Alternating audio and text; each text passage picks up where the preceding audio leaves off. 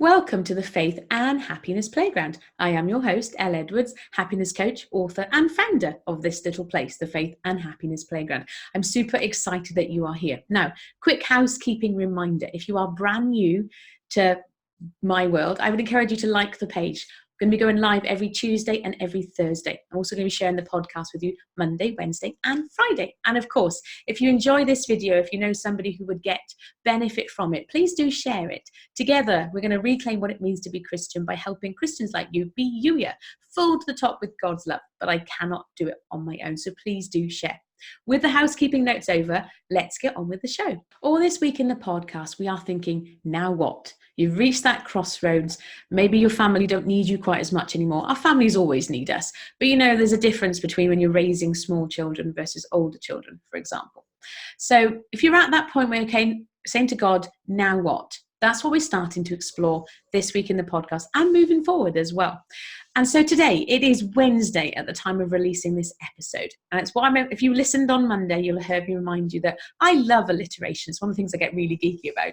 And so we're calling this Wisdom Wednesday, or wow, I didn't know that, Elle Wednesday, whichever you prefer. I think we should probably go with Wisdom Wednesday or Wednesday Wisdom. But anyway, today, I want to remind you about the power of open loops. I'm calling it keeping your brain hanging. So if I was to sing a song for you, and I will, I go da da da da da da da da da da da da da da da da da. What happens? If you're anything like most people, your brain will go da and fill in the blank. Please excuse my slightly dodgy singing. But it serves the purpose of actually demonstrating to you what happened. Because if you're like most people, like I say, your brain will fill in the blanks. It doesn't like being left hanging. And so we can actually use this to our advantage. Because if you're not sure, what's next, I want you to start asking your brain questions, open-ended questions. What does this look like? What's next? What if I did know? That's one of my favorite ones. And I need to remind you that this is meant to be fun. I don't want you to be like powering your way through this or putting all of the pressure, really like angst and striving.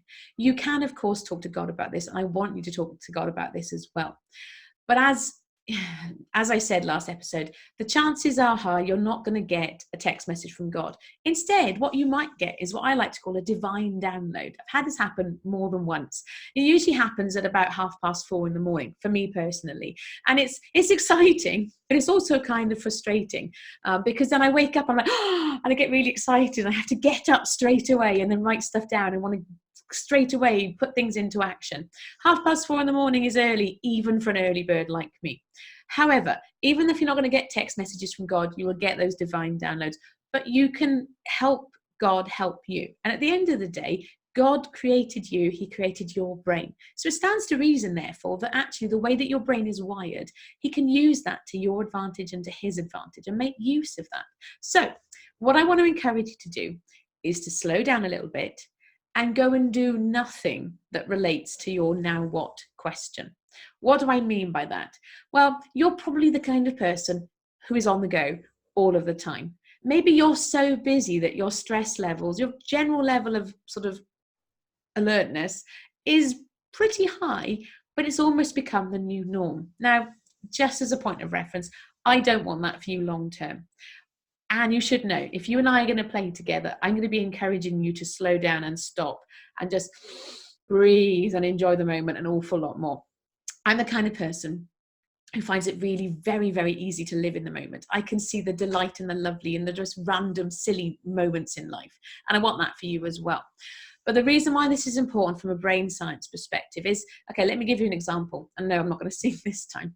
Have you noticed that, if there's something, maybe you've had a problem with work or there's something you need to figure out, and all of a sudden, the answer comes at the most weird, random times. Maybe when you're in the shower, for example, or if you're out walking the dogs, or 4:30 in the morning, really random times when you're not actually consciously plotting and planning and thinking about whatever that issue is that you're having a problem with.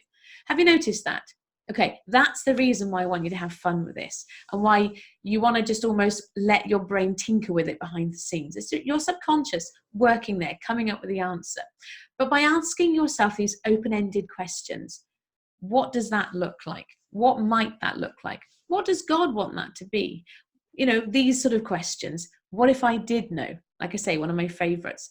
By asking those questions, your brain wants to fill in the blanks, and it will start to do that. And like I say, the easier that you can, or the less pressure that you can put on yourself to come up with the answer, the easier it will be. Maybe you've had the experience where you've had this really cool idea, and then it's sort of like on the periphery. It's sort of an idea and it's almost there, but it's not fully formed. And then you try and reach out and grab it, and it's like mist that floats off and you can't quite reach it. It goes out into the ether. Well, that can happen. It's happened to me with ideas for blog posts before now. The more you strive and try and grab them, they sort of float away all the more. I'm not really sure why that happens. And yes, sometimes I wish it didn't. But that's why I want you to have fun with this, why I want you to take the pressure off, just to enjoy it. Right? That you're not meant to be living at this state of high angst all the time. Ideally, you want to be having space to just breathe. And I like to call it leave room for the magic, for the unexpected, for the delightful. But the actual practical use for it as it relates to today's episode is that you can ask those open-ended questions and then get some answers. And of course, as I reminded you earlier in the week, if you are listening along, following along, and you're going, yes, I'm ready to do this, I would encourage you to come and join us in the Faith and Happiness Playground. faithandhappinessplayground.com, where you can find out more and join us. In the meantime, I shall be back on Friday with our Faith Friday episode. Now you have to wait and see who I'm going to be talking about, what blog post or what article or what book, and will I be agreeing or disagreeing? I shall tell you more. Anyway, in the meantime, thank you for being here. I shall catch up with you then. Take care. Bye-bye.